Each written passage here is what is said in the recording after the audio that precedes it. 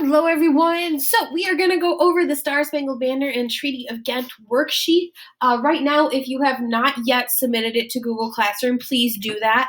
If you wanted to open up two tabs here and you can kind of be looking at both of them together, you can do that. But we wanted to go over the Star-Spangled Banner and Treaty of Ghent worksheet. So, if you've got the correct information, make sure you have the correct information after going over this. If you need to put it in a different color, you're welcome to do that. But let's go over this, and if you do have questions afterwards, please send your history teacher or send them an email because we're more than happy to help or answer questions. So, number one, who was Napoleon Bonaparte? He became the Emperor of France. What did he want to conquer? Most of Europe is what he wanted to conquer, and he was almost successful. What were press gangs? In Britain, young men were captured by press gangs who forced them to join the Navy. Why were the Americans angry with the British? Many Americans were outraged over the impressment of American sailors, who were called the War Hawks. Those War Hawks were the people who wanted to fight against Britain. The two leaders of the War Hawks were Henry Clay from Kentucky and Andrew Jackson from Tennessee. Who was the president in 1812? It was James Madison was the president at that time.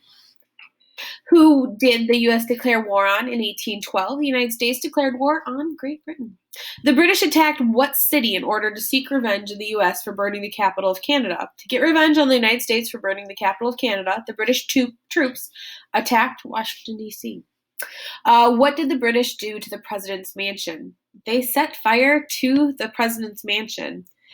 In fact, most of, a lot of the stuff that was there wasn't time to gather any of those items that were in the president's mansion. So there's a big chunk of history or a lot of artifacts from that time that are simply lost. I mean, they were lost in the fire.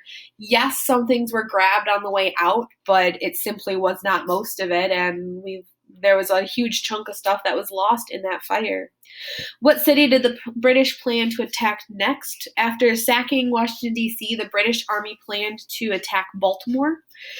What did sinking ships in the harbor help to accomplish? The sunken vessels formed an underwater wall that the huge British warships just couldn't simply sail past. It's kind of ingenious in a way of what they did. I mean, they just sunk all these ships, which you're like, oh my gosh, it's a waste of money. Why would they do that?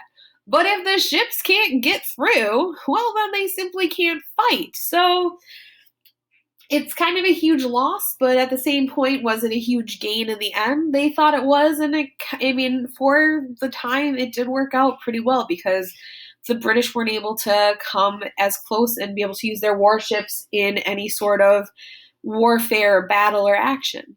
Who commanded Fort McHenry? Major George Armistead commanded Fort McHenry. What was Fort McHenry shaped like? It was like a star with cannons mounted at every point.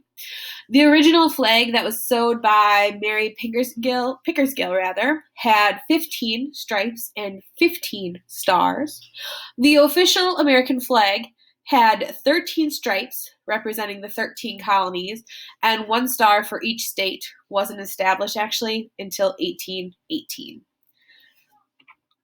Why did the British agree to free Dr. Beans? Because he was not a soldier. So it was kind of looked at, he was helping both sides of the war, or helping everyone, and he was a doctor. He wasn't a soldier. He wasn't there to take sides. He was there to help people. So they did free him. What did Mr. Key see through the telescope in the early morning light? He saw the giant American flag that was waving proudly over Fort McHenry. Who won the battle at Fort McHenry? The Americans had won the battle. Who wrote the defense of Fort McHenry? Francis Scott Key. So the same Mr. Key from up here, number 18. He didn't write the music that went with it. He wrote the poem, and then that was later set to music. This poem, I'm getting ahead of myself. I was very excited about that little tidbit. This poem was later set to music and became the national anthem, which was given the title of the Star-Spangled Banner. 22, who was the American general that was victorious in the Battle of New Orleans? That was General Andrew Jackson, who defeated the British. Yes, that is the same Andrew Jackson who would become president later.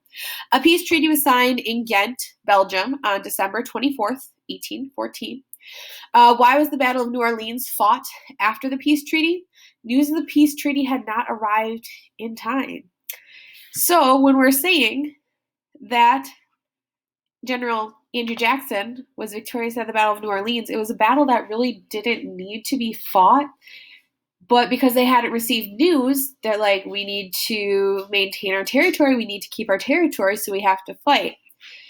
It was too bad that had to have happened. What did the War of 1812 establish? The War of 1812 established the United States as an independent nation that even the great powers of Europe had to respect. When the Treaty of Ghent was signed, who was considered to be the winner of the war? Both sides lose in terms of property loss and lives. The treaty did not result in any one particular country winning or losing. It was simply saying that we accept the United States as a nation. We will respect them as a separate nation, and no one is necessarily winning or losing, at least not officially.